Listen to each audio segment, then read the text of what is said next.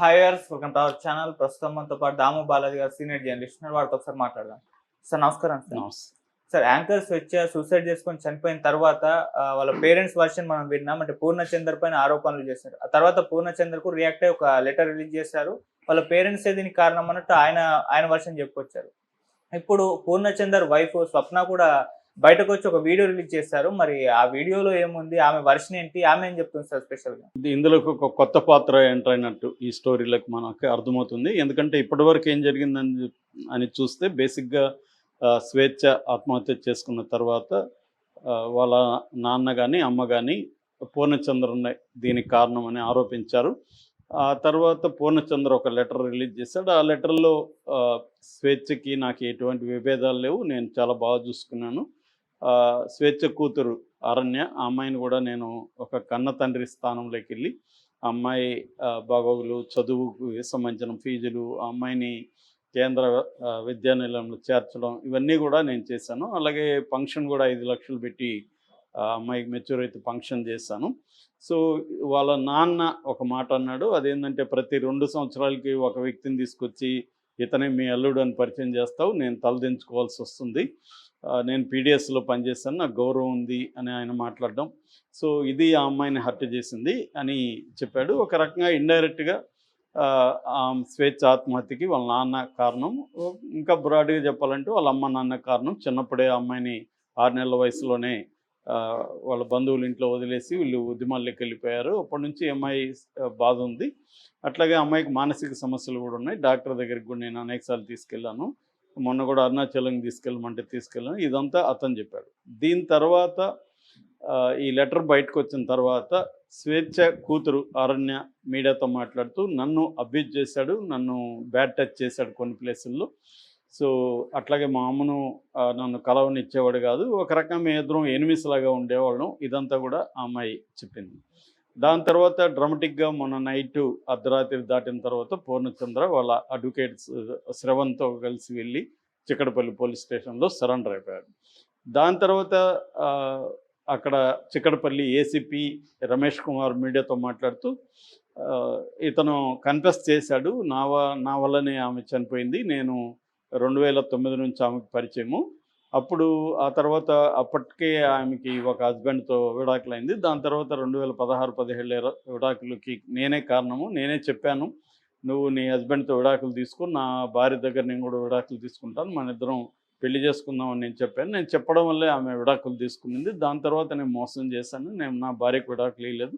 అప్పటి నుంచి కూడా మా ఇద్దరి మధ్య ఇష్యూతో గొడవ జరుగుతుంది. మొన్న అరుణాచలంకి మేము ఇద్దరం వెళ్ళినప్పుడు రిటర్న్లో ఒక డాబాలో కూర్చున్నప్పుడు అమ్మాయి మళ్ళీ ఈ టాపిక్ చెప్పింది, నేను పెళ్లి చేసుకోమని. లేదు నేను చేసుకోను అని చెప్పాను. అప్పుడు మాకు గొడవ జరిగింది. నన్ను అమ్మాయి బెదిరిస్తే నేను, నాకు రాజకీయ నాయకత్వం తెలుసు బాగా, నేను సంతోష్ కుమార్ అనుచరుని, పిఏని, సంతోష్ కుమార్కి మన రిలేషన్షిప్ కూడా తెలుసు అని నేను అమ్మాయిని బెదిరించాను. సో అందుకని నా వల్లనే అమ్మాయి ఆత్మహత్య చేసుకుందని అతను కన్ఫెస్ చేసినట్టుగా ఏసీపీ చెప్తున్నాడు. సో అతని మీద ఇప్పుడు మొత్తం 3 అంటే 2 చట్టాలు 3 సెక్షన్లు పెట్టారు. ఒకటేమో పోక్సో కేసు. పోక్సో అంటే అదే మనం చాలాసార్లు చెప్పుకున్నాము, మైనర్ బాలికల మీద లైంగిక అత్యాచారం కావచ్చు, అబ్యూజ్ చేయడం కావచ్చు, అవి చేస్తే పోక్సో వర్తిస్తుంది. అరణ్య అనే 14 ఏళ్ళ అమ్మాయిని అబ్యూజ్గా ఇతను చూడడము, తాకడం అవన్నీ చేశాడు కాబట్టి పోక్సో కేసు పెట్టారు. ఆ అమ్మాయి కూడా కంప్లైంట్ కూడా ఇచ్చిందని చెప్తున్నారు. అలాగే తల్లిదండ్రులు ఇచ్చిన కంప్లైంట్ మేరకి బిఎన్ఎస్ భారతీయ న్యాయ సంహిత సెక్షన్ 69, సెక్షన్ 108 2 పెట్టారు. 69 ఏమో మోసపూరితమైన వాగ్దానాలు ఇచ్చి సెక్సువల్గా వాడుకోవడాన్ని నేరంగా 69 పరిగణిస్తుంది. దీని కింద 10 ఏళ్ళ వరకు జైలు శిక్ష ప్లస్ ఫైన్ ఉంటుంది. సో ఇతను పెళ్లి చేసుకుంటానని అమ్మాయిని మోసం చేసి అమ్మాయిని శారీరకంగా యూజ్ చేసుకున్నాడు అనేది ఆ సెక్షను. రెండవది 108 అనేది అబెట్టింగ్ సూసైడ్, ఆత్మహత్యకు ప్రేరేపించడం, దీనికి కూడా 10 ఏళ్ళ వరకు జైలు శిక్ష ఉంది. సో ఈ 2 సెక్షన్లు తల్లిదండ్రులు ఇచ్చిన కంప్లైంటు, అరణ్య ఇచ్చిన కంప్లైంట్కు పోక్సో, ఈ 2 పెట్టారు. సండే మేజిస్ట్రేట్ దగ్గర తీసుకెళ్తే ఆయన 14 రోజులు రిమాండ్కి ఇచ్చారు. చెంచల్గూడలో ఉన్నారు. ఈ నేపథ్యంలో అర్లీ మార్నింగ్ నుంచి ఒక వీడియో వైరల్ అవుతుంది. అదేంటంటే పూర్ణచందర్ భార్య స్వప్న, ఆ అమ్మాయి పేరు. ఆమె రంగంలో దిగింది. ఆమె ముఖానికి మాస్క్ వేసుకుని ఒక వీడియో పెట్టింది. ఆ వీడియోలో ఆమె ఏం చెప్తుందంటే, ఇట్లా స్వేచ్ఛ నాకు మా హస్బెండ్ ద్వారా పరిచయము. అయితే నాకు బిగినింగ్‌లో వీళ్ళకిద్దరికి రిలేషన్‌షిప్స్ ఉన్నది తెలీదు. తర్వాత ఒకరోజు స్వేచ్ఛనే నాకు ఫోటో పంపించింది, వీళ్ళిద్దరున్న ఫోటో. అది నేను చూసి షాక్ అయ్యాను. నేను మా హస్బెండ్‌ని అడిగితే అవునని చెప్పాడు. సంబంధం ఉందని చెప్పాడు. అప్పటి నుంచి మాకు గొడవలైనాయి. నేను అతన్ని వదిలేసాను. అయితే స్వేచ్ఛ మాత్రం అప్పుడప్పుడు మా హస్బెండ్‌తో పాటు నాకు కూడా ఫోన్ చేసేది. నేను బాగా డిప్రెషన్‌కి లోనైపోయి ఉంటే మా హస్బెండ్ కాశీ తీసుకెళ్ళాడు. అక్కడికి కూడా ఈ అమ్మాయి ఫోన్లు చేసి నువ్వెందుకు తీసుకెళ్ళావు ఆ అమ్మాయిని వదిలిపెట్టమని చెప్తున్నాను కదా అని టార్చర్ పెట్టింది. తర్వాత నాకు కూడా మా హస్బెండ్ ఫోన్ దిగిపోతే నా ఫోన్‌కి చేసి నన్ను కూడా బ్లాక్‌మెయిల్ చేసి టార్చర్ పెట్టేది. ఆ తర్వాత పిల్లలకు కూడా వాళ్ళ పాపని కూడా మా హస్బెండు ఒక కన్న కూతురులాగా వాళ్ళ సొంత తండ్రి వదిలేస్తే ఆ ప్లేస్‌లో కన్న తండ్రి కంటే ఎక్కువగా చూసుకున్నాడు. ఆ పాపకు సంబంధించిన అన్ని వ్యవహారాలు మా హస్బెండ్ చూసుకున్నాడు. నా బిడ్డలు కి బట్టలు కొనేటప్పుడు ఆ పాపకు కూడా కొనేవాడని తెలిసింది నాకు. సో, అని అరణ్యాన్ని ఉద్దేశించి కూడా, "అరణ్య నువ్వు ఇలా ఆరోపణలు చేయడం బాలేదు. నేను చాలా హర్ట్ అయ్యాను. నిన్ను బాగా చూసుకున్నాడు కదా! నా బిడ్డల కంటే నిన్నే బాగా చూసుకున్నాడు" అని అరణ్యకి చెప్తుంది. ఇదంతా అబద్ధం. మా ఆయన మంచోడు. మా ఆయన అటువంటి నీచానికి పాల్పడ్డు. సో, ఆహ్, నా పిల్లలు ఇప్పుడు ఏమవ్వాలి? నేనేమవ్వాలి? సో, ఇలాంటి ఆరోపణలు చేయడం కరెక్ట్ కాదు. స్వేచ్ఛనే మమ్మల్ని ఇబ్బంది పెట్టింది. నన్ను టార్చర్ చేసింది. మా హస్బెండ్‌ని బ్లాక్‌మెయిల్ చేసింది. అని నేను ఇప్పుడు నాకు చట్టంలో నమ్మకం ఉంది. నేను మా హస్బెండ్‌ని కాపాడుకుంటాను అనేది ఆమె ప్రధానంగా మాట్లాడుతుంది. సో, ఇది ఒక రకంగా ఆమె ఆవేదనని తెలియజేసిందని చెప్పుకోవచ్చు. రెండో పరంగా కౌంటర్ ఇవ్వడానికి మేబీ పూర్ణచంద్ర కూడా ఈమెకి చెప్పుండొచ్చు. ఇప్పుడు నీ వెర్షన్ కూడా చెయ్యని. ఎందుకంటే పూర్ణచంద్ర కూడా తెలివైన వ్యక్తిగా మనకు కనిపిస్తున్నాడు. ఒక ఆర్గనైజ్డ్‌గా అతను వెళ్తున్నాడు. అంటే ఆ లెటర్ రిలీజ్ చేసి తన వెర్షన్ చెప్పడం. జనరల్‌గా ఏమవుతుందంటే ఇలాంటి ఆరోపణలు వచ్చినప్పుడు ఆరోపించబడిన వ్యక్తులు పారిపోతారు.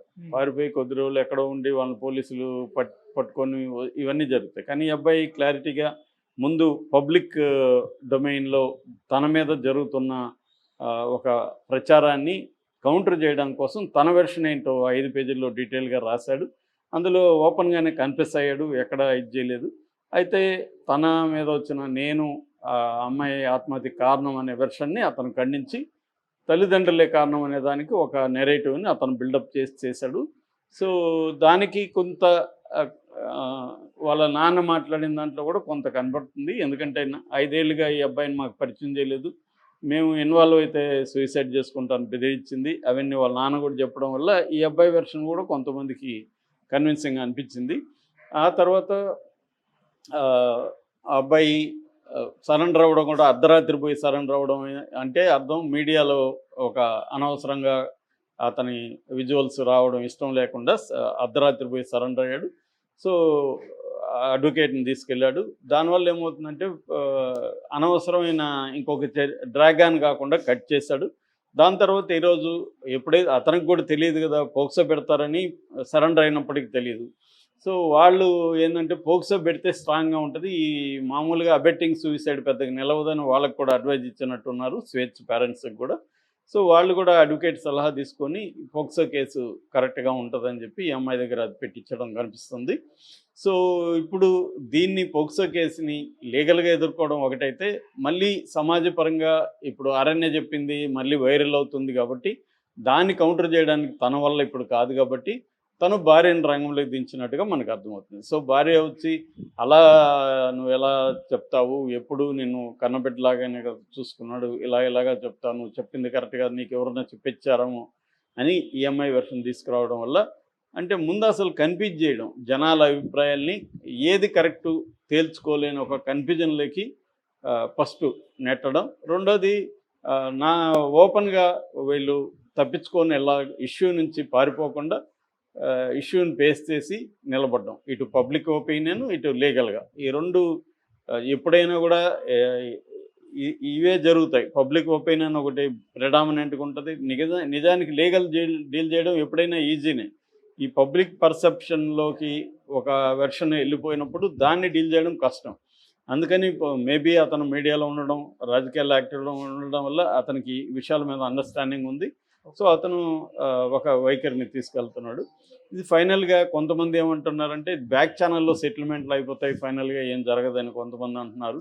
సో కొంతమంది ఏమో ఎందుకంటే ఇప్పుడు ఆ పాప భవిష్యత్తు ఉంది, ఆ పాప భవిష్యత్తుని తను ఓన్ చేసుకొని ఆ పాప చదువులకి మిగతా వాటికి అతను బాధ్యత వహిస్తే కేసు విత్డ్రా చేసుకునే అవకాశాలు ఉన్నాయని కొంతమంది చెప్తున్నారు. ఏదేమైనా ఈ పబ్లిక్ పర్సెప్షన్ అనేది కొన్ని రోజులే ఉంటుంది కాబట్టి మిగతాదంతా లీగల్ వ్యవహారాల్లోకి వెళ్ళిపోతుంది అది. సో అప్పుడు జరిగే డ్రామా వేరే ఉంటుంది. ఏదేమైనా స్వేచ్ఛ ఉదంతం అనేది ప్రస్తుతానికైతే 2 తెలుగు రాష్ట్రాల్లో కూడా సంచలనం క్రియేట్ చేసింది. ఆమె ఎందుకంటే ఉద్యమాల్లో చురుగ్గా ఉండడం, కవియిత్రిగా ఉండడం, తర్వాత టీవీ యాంకర్గా ఉండడం, ఇవన్నీ ఒక పబ్లిక్ దీన్ని క్రియేట్ చేశాయి. సో ఒక షాక్కు గురి చేశాయి. ఎందుకంటే ఆమెకు తెలిసిన సర్కిల్ చాలా పెద్దగా ఉంది. ఉద్యమాల్లో ఉండడం కానీ, మీడియాలో